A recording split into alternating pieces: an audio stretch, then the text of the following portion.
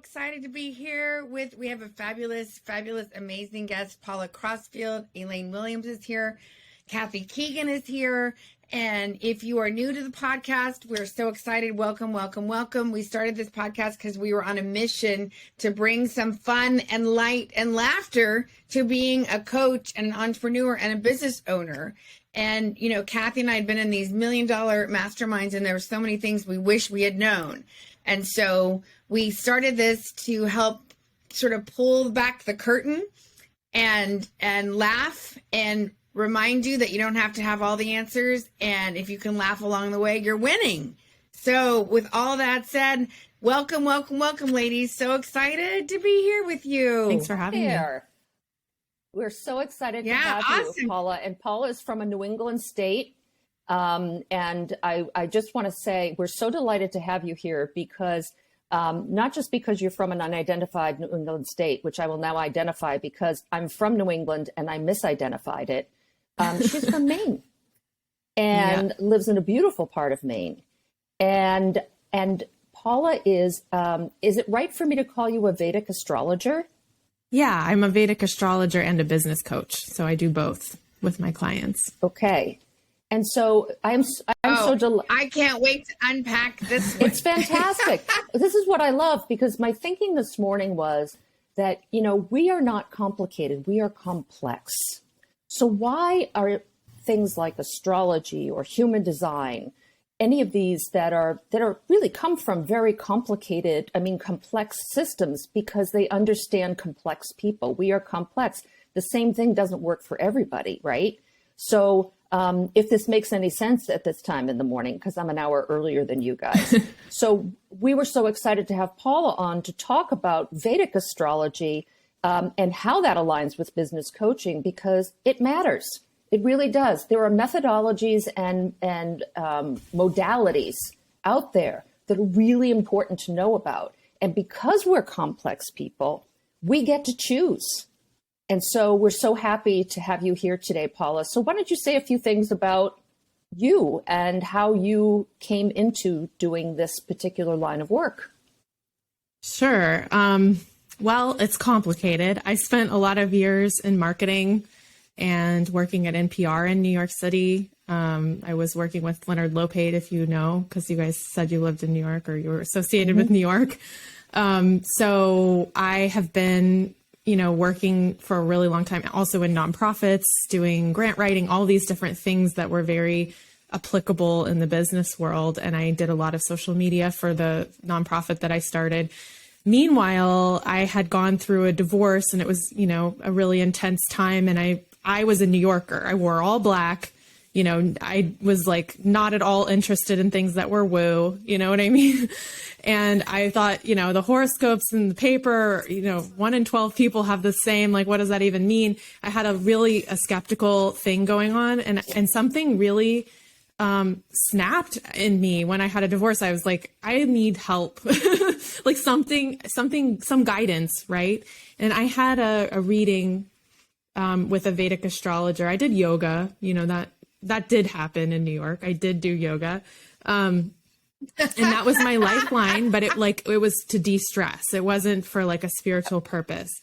When I had a Vedic astrology reading, this person saw me and they knew things about me that no one else knew. And it just kind of, like in India, we call it a Shaktipat. It's like when something just kind of slaps you across the face and takes a hold of you, and then it felt like that.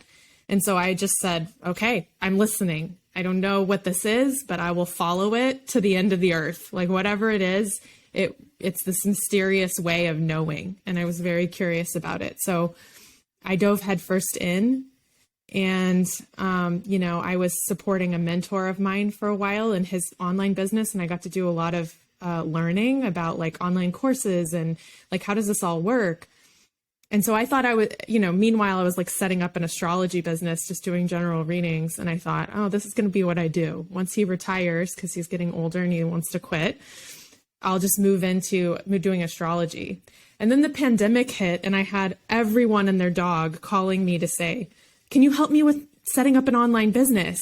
Like literally I had 10 people. I set up calls and, didn't even charge because I was like, you're my friend.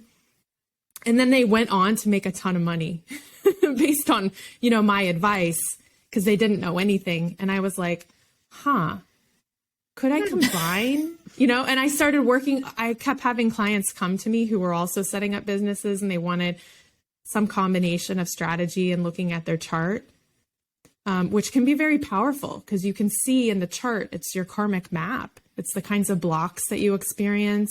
There's remedies for it. It's like a whole other way of thinking and looking, which feels really empowering to me as well, because I feel like we're moving into a new paradigm of business that's more feminine, more cyclical.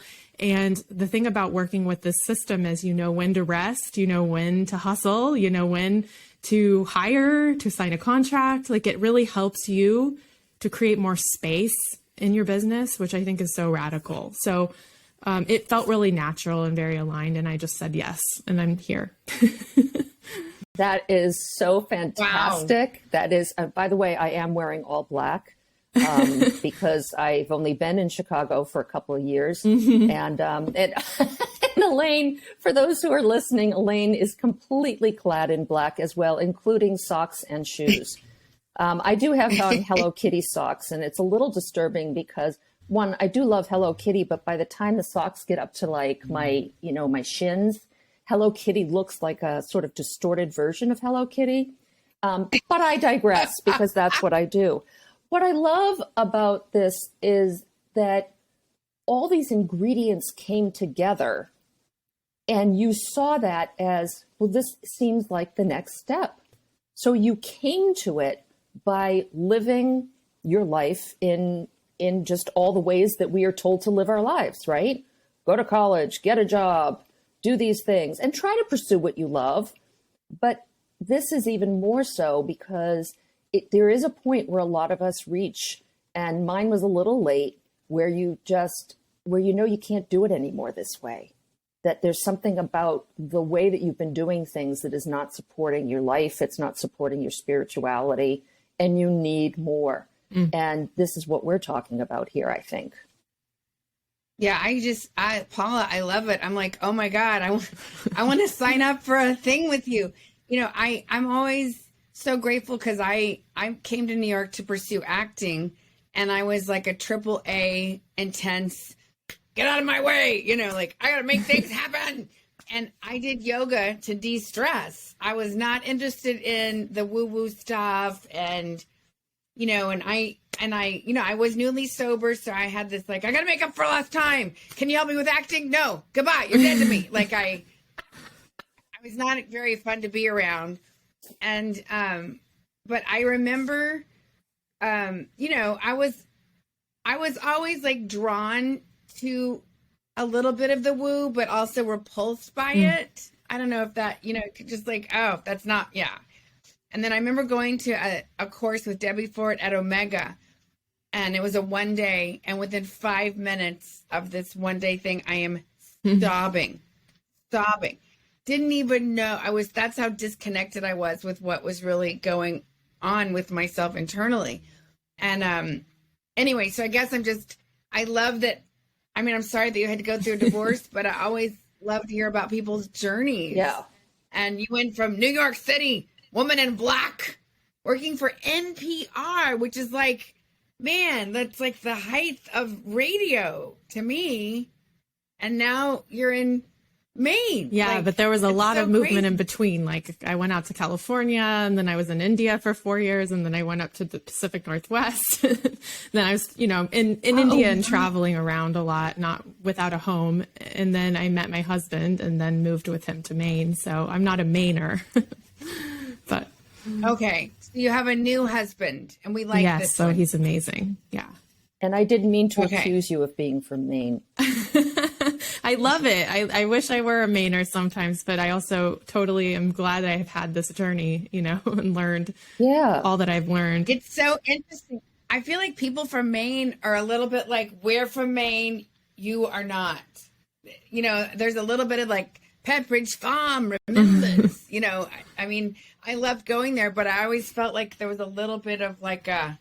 Yeah, Mainers they're on the edge for a reason. They want to be here away from everything else. So there's of the many islands, what are there, like 3,000 islands. I have no idea. It's some staggering number, but there's one called Shabig. And one year my brother and sister-in-law decided they would winter there because those would be the most difficult conditions to see if it was a place they might want to move and raise their children. And the thing I remember most was arriving on this ferry on a super cold, blustery day. And in the parking lot were about 8 Subarus of various ages. And it was hilarious because they just run. And I learned a lot that it's a car that runs, and that's why people keep the car. Now, I don't want to ascribe all Mainers to Subarus. We're really off I have a Subaru. And I love it. It's the best car I've ever owned. Yes. Really? Okay. Yeah, and it's got it has a moonroof and leather interior, and I have cruise control that's determines how many lengths to keep in front of you, and you can just let it go. It'll slow down when you need to. It's amazing. Oh, how cool. It's like a luxury car. That's fabulous. Oh my gosh. I have a Mini Cooper, and I have moonroofs, and I love it, although I still don't understand why they call it a moonroof instead of a sunroof, but whatever, So, well, Paula, I want to know about India. What the heck was that like? Is it as wild and crazy and smelly and as they say? It's the best smells and the worst smells all mixed together, but it's heaven to me. I mean, I feel like it's a second home because people there just have such a different way of viewing reality. Like if you tell them I'm going to go do a month meditation retreat in the mountains, they're like, oh, very good. Here they're like, wait, what? Why? If you told your boss, I'm going to go do a meditation retreat in the mountains, the boss would be like, can you be back here in 1 week? And they're like, oh, that's so good for you. That will take you to the next level. People are so hospitable. So my mom was, a little scared that I was spending so much time far away in a place she'd never been or thought about. And I tried to explain to her by telling her about the time that I got on a train and I didn't get off. I didn't know I was on the wrong train or something. I was lost. And I showed my ticket to somebody sitting next to me, and he organized everyone on the train to try to help me get on the right train because it was the sun was going down. I got off the train. One of them got off with me, took me to the front of the line, told everybody in line in the local language that I needed to get a ticket fast so that I could cross over to the other track. They carried my bag over to the police officer who was getting on that train, rode with me to my stop, helped me carry my bag to my taxi, made sure that the taxi man understood where I was going. I mean, I told my mom, there's just a whole other level of hospitality and respect for human, life. And I say that also knowing that there's a billion people there, and there are a lot of problems as well with health and well-being in cities and things like that. But it's really a mixed place. It's a place where the miraculous can still happen right in front of you. We've lost touch with these alternative ways of thinking and being that are very alive there. So there's a lot of magic, and that also really helped me get centered in my own practices and things and not being at all worried about what my New Yorker friends think about me. I'm just there's so much that we don't know, so it's been really helpful to spend time there. That's so cool. Now, and Kathy, how did you and Paula meet? We met through Kim, who was a guest on the show. So Kim is in a group with Paula, right? Okay. Yeah, we're in a business. We're in a business mastermind together. Yeah, it's not Amy Ehlers. Who is it? It's Meryl Kriegsman. Yeah, she's a business That's right, mentor. Meryl Kriegsman. Mm-hmm. Right. So that's how they met, and that's how we met.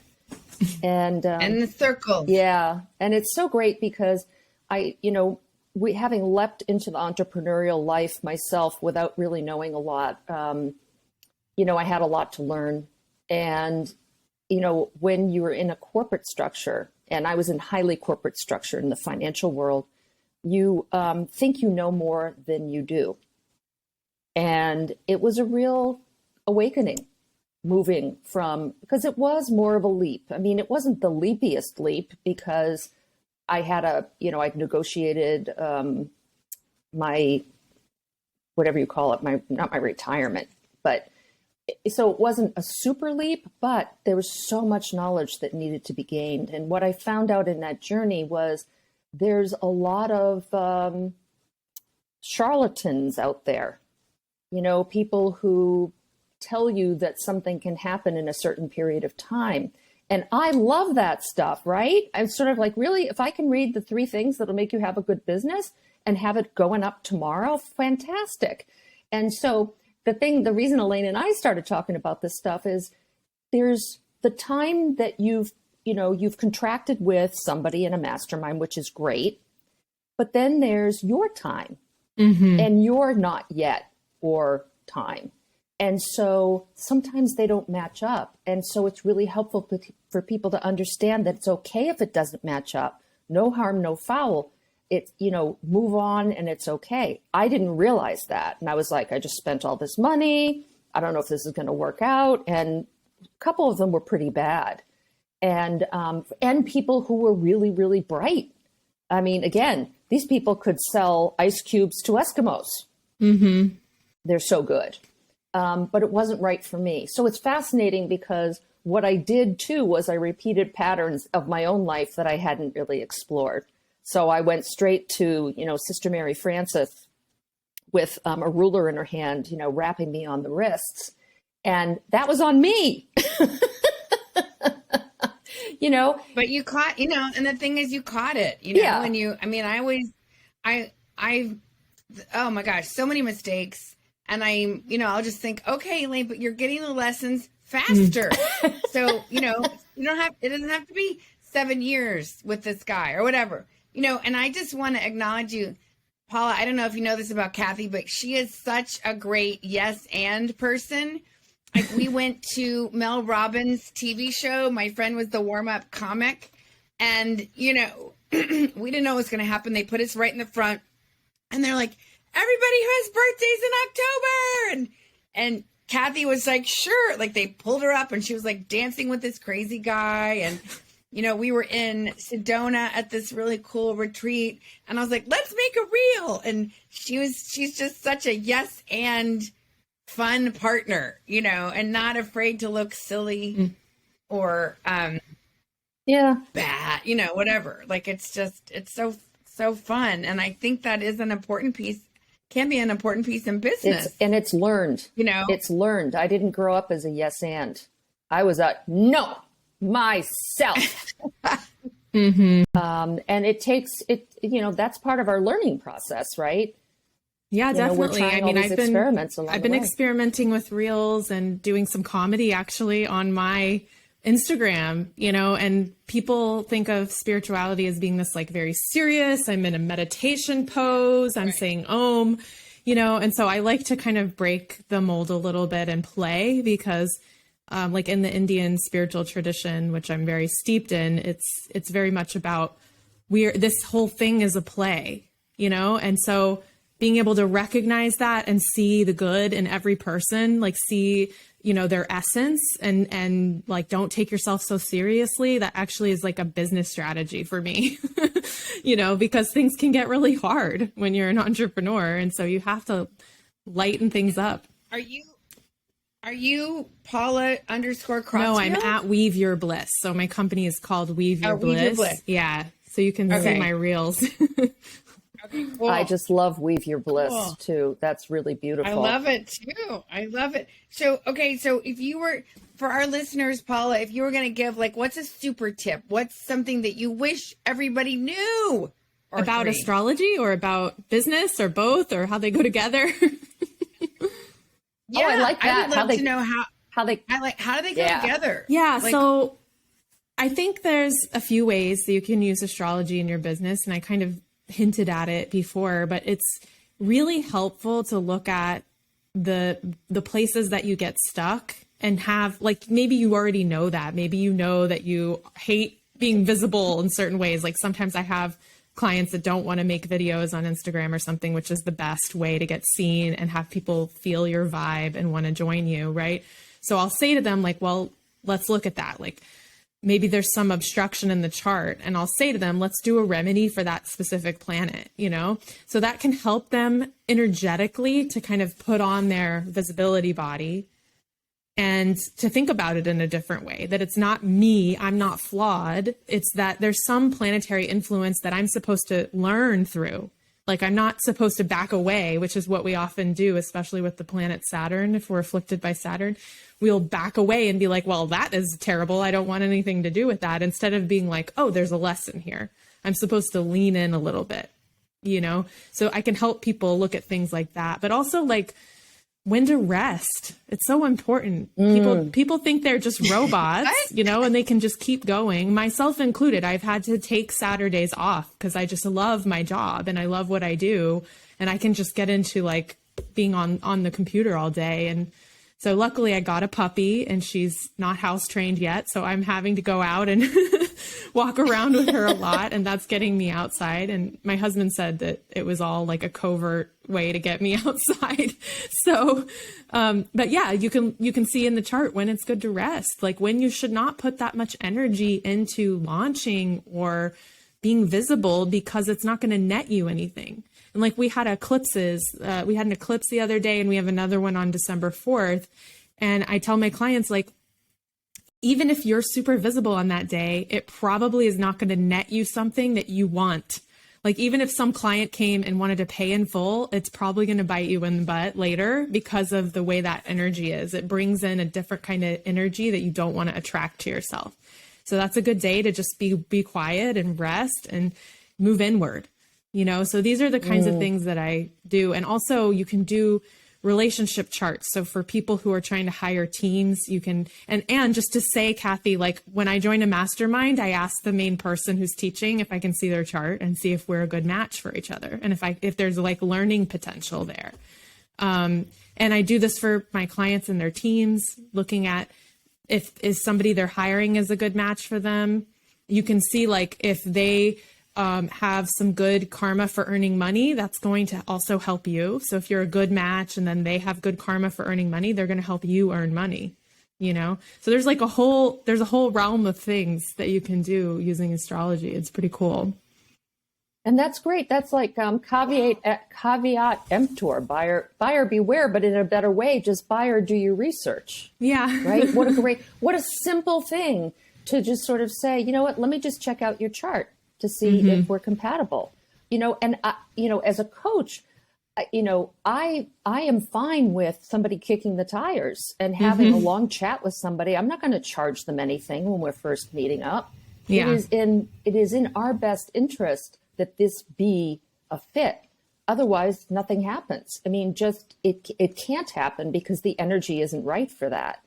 And I love the insights that this gives. And, you know, so Vedic they're not verses, but there are, you know, since there are many modalities out there, what's the difference between sort of Vedic astrology and then not sure what the other astrology is that we hear out there. So like a guy like Rob Bresney. Western astrology. Okay. So simply put, there are different zodiacs. So the tropical zodiac is fixed to the equinox, meaning it never changes. So what you're actually referring to, like in most of us, when we're saying like, I'm a Leo or whatever, you're saying my sun is located in Leo based on the tropical zodiac, which the sidereal zodiac, which we use, is about 24 degrees different because it actually moves because there's a precession of the stars. So Western astrology is more like archetypical. It's more fixed to an idea rather than to the actual astronomy. So ours is more precise if you're actually looking for astronomical information. It's also thousands of years old. It's in the Vedas, which are the oldest, you know, human philosophical texts around. It's one of the foundations of the Vedas. It was used thousands of years ago in India by kings to find auspicious timing to do things. So it's very powerful. It's been spread by oral tradition. Of course, it's evolved. It's changed. People have been studying it and passing along things they've found in their own experience. So it has all these layers, you know, and there's different ways. Like if you talk to a Vedic astrologer from another lineage, they're going to have a different style than my lineage, for example. but it's ancient, and it's so precise that it's scary. If you have a really good reader, Really? yeah, they can predict like you're going to fall in love right now and run off and get married really quickly, or like, be aware of accidents during this time. Don't do anything, whatever. Like they can do things like that are predictive that Western astrology has trouble with. They're more interested in transits, which is what's happening now. And that's like fourth or fifth down on what we look at for Vedic astrology for understanding at a depth, like what kinds of karma is going to come to fruit. So, yeah. Wow. Oh, wow. That's intense. That sounds exciting and a little I know. Yeah, it can be. And also what we're finding out sort of scientifically too, through, modern science, a lot of stuff is getting proven out. This ancient wisdom that's been there forever and ever and ever, that was the science of the time. Yeah, if you read Autobiography of a Yogi, like so many people, George Harrison read that book and it caused the Beatles to go to India. Like it's been a very monumental book. So if people are interested in learning more just about Indian spirituality, I highly recommend it. But you'll see in there that it predicted radio waves, like the things that were happening with really advanced yogis in India at that time. They were tuned into something that became science later. It's pretty awesome. Right. Yeah, and so I want to write that down. That's why dense. I feel like that it's might want to just read a few pages a day and absorb. Are there like clip notes? I'm sure someone's done that somewhere. No, that's what I Paula like the is. audiobook. Actually, I go for a walk and listen to audiobooks. That's just. I love listening to audiobooks. Oh my God. Yeah, that's great. Cool. Well, that's amazing. And, is there one other tip you want to say when it comes to business, Paula? Just in general? Share your wisdom. Sure. Or it can be however you want it to be. Well, I mean, I think the main thing is the reason I love astrology is because the system does inform us that we can start from a different foundation of having rest, having space in our businesses, and knowing that we're still going to get good outcomes, even better outcomes. Like when we rest, we actually get rewarded. If your mindset is in the right place of receiving, you're going to get all the clients you need and everything that you need with spaciousness rather than stress. And that's been a huge shift for me. Like when I was living in New York, I was so stressed. I had like gut problems and skin problems, because I was just stressed. I was, in my 20s, I shouldn't have been that stressed, but I was because I had a lot of anxiety, So since that time, I've just been, trying to work on having spaciousness in my day. I don't see more than 2 clients in a day. And I create a lot of white space. I don't do a lot of client facing or even like podcasts or anything except on 4 days of the week. And I take Friday as like a admin sort of, content creation. So I create a lot of space. I take Saturdays off. And then Sundays are kind of like a dreamy day where I'm working on, newsletter writing, and it's fun for me. So, I try to encourage the same thing because I think there is a big paradigm shift happening in the way we work right now. A lot of people want to envision a new way forward. I love that. Can I share something? So I'm, a triple type A, and I was with, I'm in this relationship, and I was upstate with some of his family, and I have this big project I'm coaching. We're doing like mini TED Talks for this video project, and I get to be in it, and I'm coaching like 6 other women. So it's exciting, and there's, stuff happening on top of my other clients and being a landlord and whatever. And I was feeling so squeezed, that feeling of just like, I feel like the Star Wars where the trash compactor, and I'm so proud of myself that I was like, you know what? I got to go back to my house. I need space where I can be loud and where I can sweat and where I can be quiet. And I'm, for me, it was a huge breakthrough, and just realizing I cannot work up there right now. It's too constrained, and there's too, and And I think for me, that was a huge, And guess what? You did it without drama. It's like no drama llama or llama drama, Or maybe there was a little, right. But look how there was a little bit. Okay. But look how fast you recovered, right? So that's the other thing too. So you recovered from that and you're like, yeah, okay, maybe that was a tad, it was a little bit of an award-winning Oscar performance there, but you're also home and I could have been, more gracious with Neil, but I'm learning. I cleaned it up. So clean up aisle 4. Clean up aisle 4. Clean up aisle all of every aisle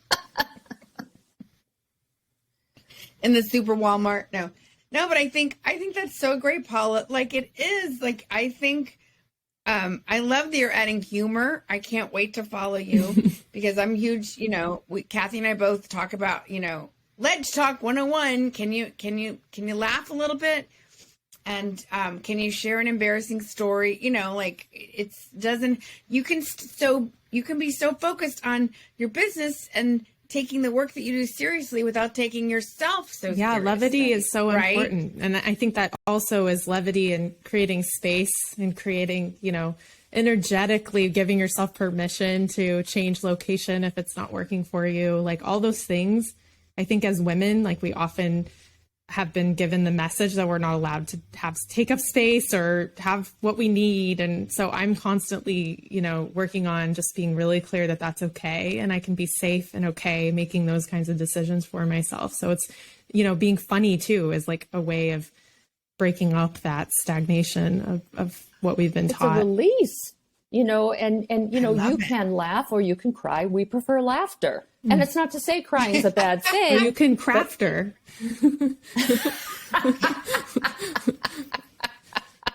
I love that. I like that. Cry until you laugh, and then there's laugh cry. Yeah. And so there's crafter and laugh cry, and you can do either. But they're all releases, and I'm using but so much, and I'm a yes and kind of girl. What up? What happened? It's okay, Kathy. You're allowed. You're human. Are you still human? Yes, I am. That's another reason, Paula, that's another reason we called it Still Human, because we were laughing because we're both good coaches. We both, study it and work on our craft daily. We love helping people. And yet for ourselves, sometimes it's that's what we call each other ledge talk. Can you talk me off the ledge? You can do so much work and we're still human. We're still in this body. Yes. And that's absolutely in alignment with, the work that I do, because I don't ever want somebody to come to me thinking that I'm on some pedestal because I've studied this thing and they should just take everything I say. I encourage people to take what I say and do what they need to do with it, experiment, see if it works for them. If it doesn't, throw it out. It's not going to hurt my feelings, I'm giving you information based on what I've studied, but I'm also a human. So I may be making a mistake. The thing that we learn by doing those experiments and having that kind of encouragement is that you recover faster from things that happen. There was a time when something happened and it was the whole world, and we know that. So when the pandemic hit, if you were a high school student, that's your world. Yeah. And you're not getting to go to school, right? But for those of us who are introverts, we're like, oh, wow, this is so cool. I don't have to meet a whole ton of people all the time, and it's 8 months later where you're like, I'm feeling a little bit squirrely about being kind of trapped in my house, whereas my extroverted friends were like, we're going to do 50 million podcasts. We're going to help. There's also something though, Kathy, earlier when you were talking about joining the masterminds and then being disappointed because they promised and then you didn't feel like you got what you needed. Is that what I understood? Similarly though, we can have a different way of looking at business where it's like, hey, I have these things that I like to teach. This is the way that I do it. It may work for you. Here's some people who it's worked for before.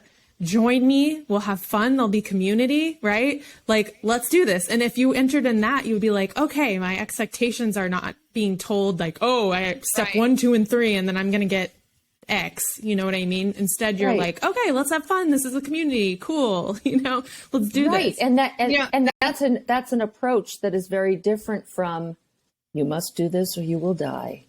your business will Right. never succeed. Right. Hurry up. 2 spots Yes. left. If you don't get it this year, you're missing out. Yeah, that's And, the scarcity patriarchal, model.